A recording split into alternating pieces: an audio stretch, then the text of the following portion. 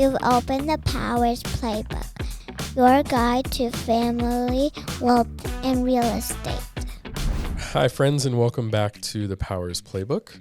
The play we're running today, we're going to be talking about the Great Wealth Transfer. I don't know if you've heard of that before, but we're going to explain it to you today. We're also going to talk a little bit about if you are transferring wealth, how do you do that? How do you ensure that it transfers properly? And what can that mean for you and your family? I don't know if you can hear it today, but I'm coming in at a little less than 100%. So bear with me. We're going to get through it. There may be a couple of extra sniffles, maybe a cough, but we're here. We're here and we're doing it. I'm going to give you a quote right at the beginning. Done is better than perfect. Whatever you're going through does not have to be perfect. It just needs to get done, and we'll keep moving forward. So that's our mantra for today. Both my kids have been sick recently, and they love sharing with Dad. So here we are. I'm sure you've been through something like this before. You can relate. All right, so back to what I'm talking about, the Great Wealth Transfer. This has been something that's been talked about for a little while, but I wanted to bring it to you just because it's going to be a big thing, and it's going to involve a lot of real estate. So what is it? The Great Wealth Transfer is something that is going from the baby boomer class down to your Gen X, Millennials, Gen Z, into those others. And what it basically is the baby boomers, who are anybody born from 46 to 64, basically that period of time. So after the war, they call it because everybody came home and boom, they had a bunch of kids. So they were the baby boomer generation. Now, these are, just for instance, these are my parents, were born in those years. I'm 37 years old. I'm a millennial.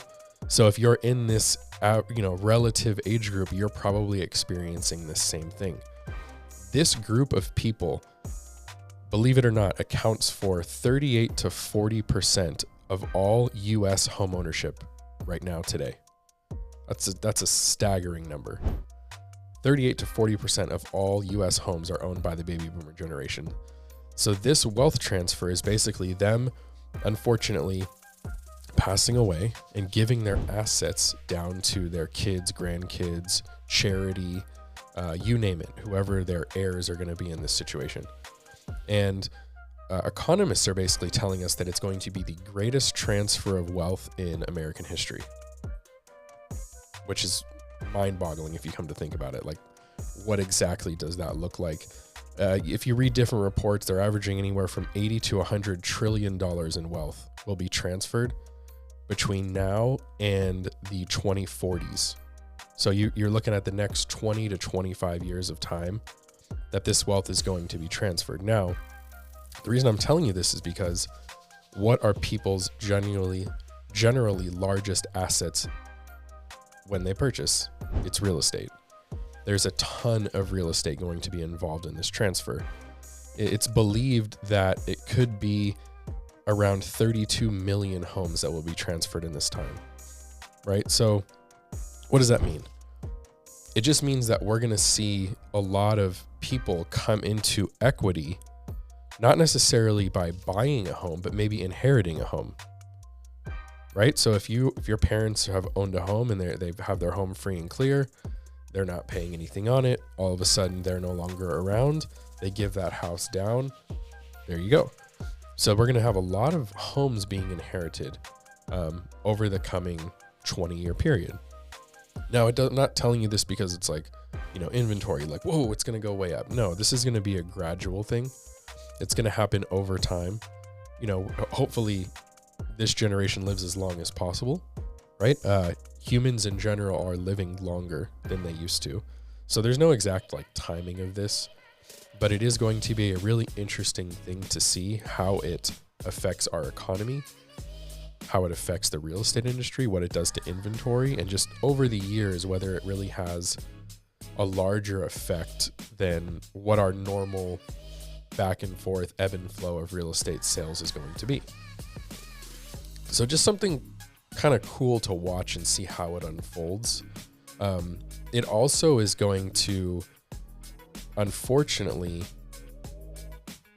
it's going to continue to make the wealth difference in our country even greater, in my opinion. Meaning that those families who bought real estate and have wealth to transfer, who are already in the 1% or the rich of the rich, are just going to get richer. Those that are in the lower income or never owned a home or have been renting, they're going to also, again, not get richer. So I believe it's almost going to widen the playing field from an affordability standpoint, which will be really, interesting to see from an economic aspect of how those families and, the wealth disparity in our country, I don't see it getting any closer, I guess is what I'm saying, over time. And that's just to, again, give you the information of kind of where it's headed. It's also something to think about people who are, in my generation or millennials or even the generation younger than me. Their outlook may not be to buy their own home. Their outlook may be to inherit their first home. So that may be something that you hear more and more from that group, is just like, oh, well, we already live in mom and dad's house. And then, as they get older, they just want to gift it to me. Actually, come to think about it, I've heard that quite a few times in the last few years from people who are in that situation where they have different generations living in the same household and they're going to basically pass it down to their kids. So really cool, by the way. I mean, I think it's awesome that this generation gets to share with the next, which is a really neat thing that's going to happen. Now, in that, not all inherited homes will be sold, of course. Some will be kept, some will be lived in, some will be turned into rentals. I did see a stat, though, that says 50 to 70% of inherited homes are eventually sold. So I think that was kind of interesting to think about. I wonder if that will change. And the reason I think that could be the case is because affordability now versus then is vastly different. I think that's the number one reason why that group, the baby boomer generation, owns so much real estate, is because think about how the affordability was and what it was like to buy a home when they were ready to do so. We're talking about, if they still own it, something they could have purchased for $100,000 that's now worth $400,000, something of that nature. Obviously, it depends on how long they've owned, but I would assume a lot of them own multiple properties now. Which, by the way, my parents need to own more homes. Now that I'm thinking about this in my head, I'm thinking, man, I should have talked them into buying more houses. I have more to inherit. So food for thought for all of you who are have parents in this generation. It may be time to start having this conversation with them, right? And actually, asking, hey, what's gonna happen to these assets? What's gonna happen to your estate? Have you thought about this? It's really easy to go through life and not have these conversations. It would be a lot more beneficial for you and your family to have them, right? Set a plan in place, understand how assets need to transfer. What can you do to get ahead of this so that it doesn't just, fall into your lap and you're like, oh, I had no idea this was coming. So we want to prepare for these things. Also, if they have the means to potentially help you get into some sort of home ownership or an additional property before they're gone, why not consider that now? So that would be the other thing I would tell you. If there is so much owned real estate and so much equity involved, how could we utilize that as a family to now grow the net worth of our kids, their grandkids, and so on and so forth? So just some really good and interesting conversations to have. When I looked at these numbers, I was like, wow, that is such a big amount of wealth to be transferred money-wise, not only, but then how much of it is actually in real estate is incredible. It's more than we've ever seen before. So have those conversations, get ahead of it, figure out where it's at. Those of you who have multiple siblings, by the way, even more important for you. From what I've seen in my years of being in the real estate business, the more siblings and the more time that goes by without these items getting discussed or figured out, sometimes the more strenuous the relationships become. because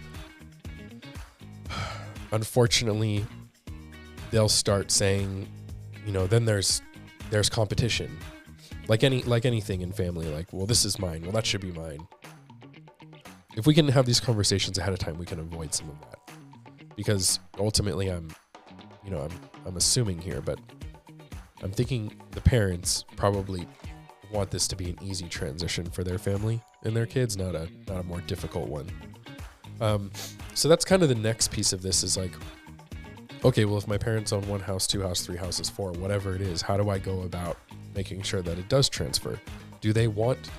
Are they already planning to transfer it to me? Do they want to? Do they have other, ideas? What are those? And so I think the first thing is find out, right? What is the estate or the portfolio look like? And what does that mean? Now, of course, other assets can transfer as well, cash, cars, stocks, bonds. I mean, you name it. There's all kinds of different asset classes. We're going to focus specifically on real estate for this conversation because that's what we do. And I want to make sure that you're prepared. So first thing, have the conversation, figure out where they're at, what's coming, and what you need to do to get in place. There are different things that you can do to set in place. The number one thing that you can do is establish a trust, a family trust, something that states where the assets go if the owner of the trust, which would be the baby boomers in this case, in our scenario here, who will be the trustees? Will that be one sibling? Will it be one child? Will it be multiple children or grandchildren involved?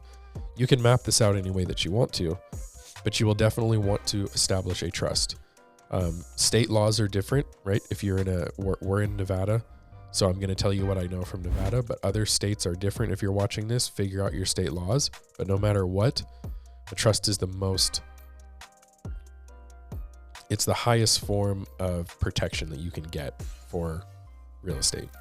Because if it's in a trust, it goes from one trustee to the next trustee down the line, and we don't have to involve court or probate or will or whatever else might be involved that's not an actual legally recorded entity. A trust can be a legally recorded entity, which allows you to make decisions even if the original trustee is no longer there, it falls down to the next one, right? So we can get into more detail on trusts in potentially another episode. This one, I'm just going to kind of lay the framework for you. All right, so want to establish a family trust. Who makes the decisions? Where does it go? Is this a personal property? Is it an investment property? Because we need to answer those questions. In that, a trust, you're going to have an estate planning or trust attorney set this up for you. If you do so, it's going to cost you some money, okay? But a little bit of money now to avoid going to court and paying attorneys later is going to save you thousands of dollars, okay? So if you get nothing else from that, this is the one thing I hope you take from this. Talk to an estate planning attorney, establish a family trust. It will save you leaps and bounds in the long run. It will also allow you to make your decisions while you're still here. Okay. Any of you that have children, I don't care how young you are, if you have children and you own assets like real estate, you should establish a family trust. Because God forbid something bad happens to you, you need to be making decisions on what goes where, who takes care of your kids, where your assets go, how they get from you to them. All very important conversations and things that you're going to want to detail while you still can. Okay, so please think about establishing a family trust for that. Secondarily, if you have rental properties, how can we get them into some sort of entity like an LLC or something else that's not your name to protect you in the long run? And then also, what other managing members can we have of those entities so that they get transferred accordingly as well? You may not want to put investment assets into a family trust. There are legal reasons why, which we can get into in a one-on-one if you wanted to talk with us about that. Quick disclaimer, by the way, just so I can have this recorded. I am not an attorney. I am not a CPA. I am not a tax person. I am not giving any legal advice. I'm simply telling you what I've learned. I'm a licensed real estate agent. I don't pretend or know to be anything other than that. All right. Hopefully that is okay if anybody sends this to an attorney and says, well, Aaron told me. So just wanted to make sure I disclose that. So on the rental properties, LLCs are great. Any way to protect the asset in a name other than your personal name is a great way to go. You can accompany those with a trust, maybe a separate one, but that's likely an attorney question with how you want to set up your dealings and your wealth. But very important conversations that need to be had. And when I thought about this transfer of wealth, I'm thinking, like, they're talking to me, right? And so I'm thinking, hopefully if I'm talking to you and you are, anywhere close in age to me, or you are somebody in close to age of my parents or somewhere in the middle, you're likely going to be affected by this in some capacity. And so I just want you to be prepared. I want you to understand what's coming. And I also want you to enjoy your time with them as long as you can and allow them to protect you and you protect them, and make sure that all the hard work that they put in and the money they spent and the years they spent can positively affect the rest of the family moving forward in a really big way. Okay? So keep that in mind. Now, on the other side of that coin, I don't know if you heard what I said, but 50 to 70% of inherited properties will eventually sell. Why is that?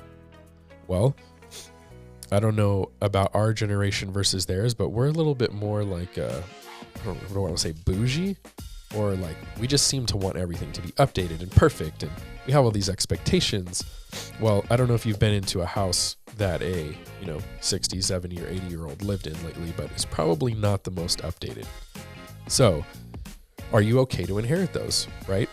Most people are going to want something that's ready to go. They're not necessarily going to want to own multiple properties or deal with renting them out, or so on and so forth. Now, I know that the group listening to this is going to want multiple assets, right? They are going to want to think about keeping those properties. So I'm here to implore you, if you're inheriting property and there's any way that you can hold on to it, please do. It's going to be a fantastic thing for your family. Your kids could live in it one day, right? You can rent it while they're going through school and then use it, sell it later, and pay for college. Like, whatever it is, you can fix that property up. You can then rent it out for more. Like, more assets are better than less assets. So if there's any way, if you're in the group that's going to inherit these properties, that you can keep them in the family, I'm asking you to please find a way to do it, because it can have a huge impact on your family long term. And I think be one of the things that separates you and maybe puts you in a higher class of life, and your kids get to benefit from that. I mean, why would you not want that? I mean, just imagine your, parent is no longer here and gifts you a $500,000 free and clear piece of real estate. Like, how could you be in a better position than that? That's fantastic. Let's figure out a way to make that work for us. What can we turn that into, right? What can we utilize that to create? And maybe for some of you that is selling it, right? And if you're going to, then what's the long-term goal of that? What are you hoping to get out of it? What do you want to do with the money? So I'm just spitballing all of these examples so that I can try to make you think a little bit about what it may mean long-term and wealth and building wealth, and what that one property may turn into, rather than just inheriting, selling, and moving on. So think about that. Food for thought for you. As we move forward, again, like I said, this is going to be a gradual thing. This isn't something you're going to see, tomorrow. But as the years go by, I think you're going to hear more about this. And so I thought it was interesting and made enough sense to give some extra additional information on what might be coming, the injection it might have on the market, and the options that you would have if you're in this group or in this class of some sort, and just give you a little bit more information. So hopefully it was beneficial for you guys. If you have this scenario upcoming in your lives and you want to ask a question or just get a little bit of understanding of what the heck I'm talking about, if you don't, just reach out to us. Easiest way is our email. It's info@powersre.com. We'll get back to you and kind of help you through that process. If your parents are kind of, hey, I want help with this. I know I want my son or daughter to get this house, but I'm not quite sure what to do. We can help you kind of solidify that process so that there's no missing pieces and they can easily take it over without any additional money spent going to court, all that kind of stuff. So reach out to us if you need to. And I appreciate all the support. And we'll catch you guys on the next one. Love you.